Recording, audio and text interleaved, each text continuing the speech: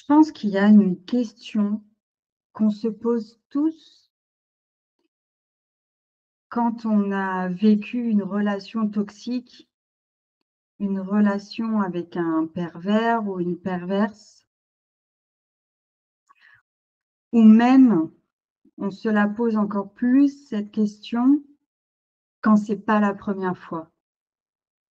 Quand on a l'impression de les attirer comme des aimants, de tomber toujours sur les mauvaises personnes, et on se dit pourquoi moi? Pourquoi est-ce que je les attire? Pourquoi, est-ce que le sort s'acharne sur moi? C'est vraiment des choses qui peuvent nous venir à l'esprit, quand on est là-dedans, en fait, quand on vit ce genre de relations et de schémas.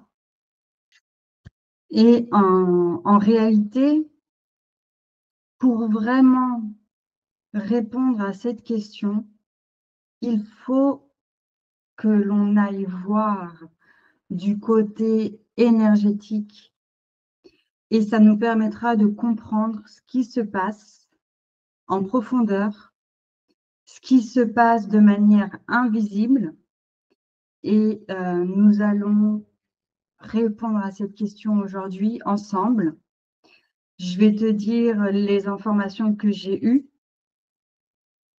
et ça pourra peut-être t'aider à comprendre ce que tu vis, ce que tu ressens et à savoir, à avoir des pistes aussi pour en sortir. En tout cas, c'est le but de cette vidéo. Comme je l'avais expliqué dans la vidéo de la semaine dernière, quand on est dans une relation avec quelqu'un, et nous, on va plus se pencher sur les relations toxiques et les relations avec les pervers ou les perverses, il y a un lien énergétique qui se crée entre les deux personnes. Mais ce qu'il faut savoir, c'est que même quand on se sépare de cette personne, même quand on coupe, qu'on met un terme à cette relation, ce lien continue d'exister. Ce lien, c'est comme un cordon invisible entre toi et l'autre. Et tant qu'il n'y a pas eu un nettoyage énergétique à la suite de cette séparation, tant que ce lien n'a pas été nettoyé, libéré, il continue d'alimenter un transfert énergétique entre les deux personnes. Donc l'autre va continuer de puiser dans ton énergie vitale pendant que toi, tu portes encore en toi une partie de son énergie destructrice. C'est pour ça qu'il y a certaines personnes, même après s'être séparées, elles ont fui de la relation, elles ont coupé les contacts, en apparence, elles ont reconstruit, elles ont refait leur vie, mais pourtant, leurs corps énergétiques sont toujours connectés à leurs anciens agresseurs. Et inconsciemment, parce qu'elles ne s'en rendent pas compte, elles ne le savent pas, elles continuent de les nourrir. Et c'est ce qui fait qu'elles ont beaucoup de mal à parfois juste tourner la page ou à aller de l'avant, à se sentir bien, à se retrouver telles qu'elles étaient avant ces relations toxiques, avant ces maltraitances et ces agressions. Dans une relation toxique, il y a toujours un échange d'énergie, un transfert d'énergie, comme dans toute relation. Mais là, cet échange, il est extrêmement déséquilibré. Parce que le pervers va volontairement puiser en toi et se nourrir de ton énergie, de ta lumière, de ton souffle vital. Et en retour, il va t'injecter son énergie, qui est une énergie du vide, du néant et de la destruction. Et quand la relation se termine, ce déséquilibre, il reste.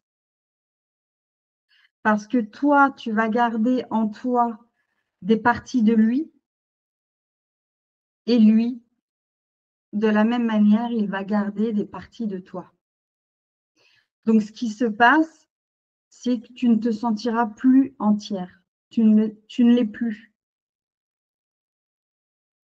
Et ce manque, même si tu n'en as pas conscience, même si tu ne le sais pas, tu vas quand même le ressentir. Pas forcément avec ta tête, mais ton corps, ton être vont ressentir un manque, un épuisement, une fatigue, une démotivation. Et ce manque intérieur, il va créer un vide. Et ce vide-là, il va attirer.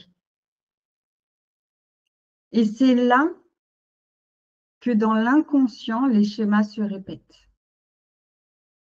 Parce que tu vas reconnaître chez une autre personne toxique et elle-même va également reconnaître en toi cette fréquence d'énergie qui sera familière, qui vous sera familière à tous les deux. Ça sera comme un écho énergétique de ce que tu as vécu. Et ce n'est pas, ça n'a rien à voir avec de l'amour, c'est juste une reconnaissance vibratoire. Tu as l'impression que tu vas combler ton manque, alors qu'en réalité, tu réactives la blessure. Et le pire, c'est que plus tu as vécu de relations ou d'expériences toxiques sans avoir effectué un vrai travail énergétique, un nettoyage en profondeur, plus ce réseau de liens invisibles va s'étendre et s'accumuler. Parce que chaque lien va rester actif, comme des fils, comme des cordons qui restent branchés sur toi.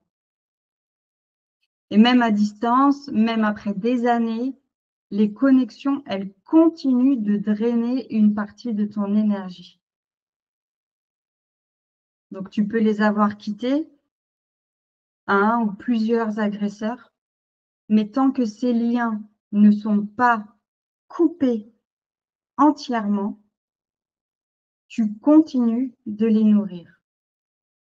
C'est pour ça qu'on peut se sentir constamment fatigué, dispersé, vide à l'intérieur. Il n'y a pas de raison apparente. Tout simplement parce qu'on porte en nous des fragments énergétiques de tous ceux qui nous ont blessés. Et en même temps, on a laissé des parties de nous chez nos agresseurs. Donc, tu peux rester comme ça, vulnérable, tant que ces liens n'ont pas été coupés entièrement et tant que le transfert continue de s'opérer. Tu peux comprendre, tu peux analyser ce que tu as vécu, même pardonner ou avoir l'impression de passer à autre chose. Mais si ton énergie globale n'a pas été nettoyée, restituée et réharmonisée, tu resteras une proie idéale. Donc, c'est un travail profond et énergétique qui est demandé de réaliser à ce moment-là pour reprendre complètement possession de soi et de toutes ces parties, de tous ces fragments d'âme qui sont dispersés chez nos agresseurs. Nous devons rendre à l'autre ce qui lui appartient et récupérer nos propres énergies. Et c'est à ce moment-là qu'on va pouvoir redevenir entier, retrouver son plein potentiel, sa vitalité et son alignement. Et là, les schémas pourront s'arrêter parce qu'on ne va plus attirer depuis le manque, depuis la même vibration que nos agresseurs, mais depuis notre entièreté et notre complétude.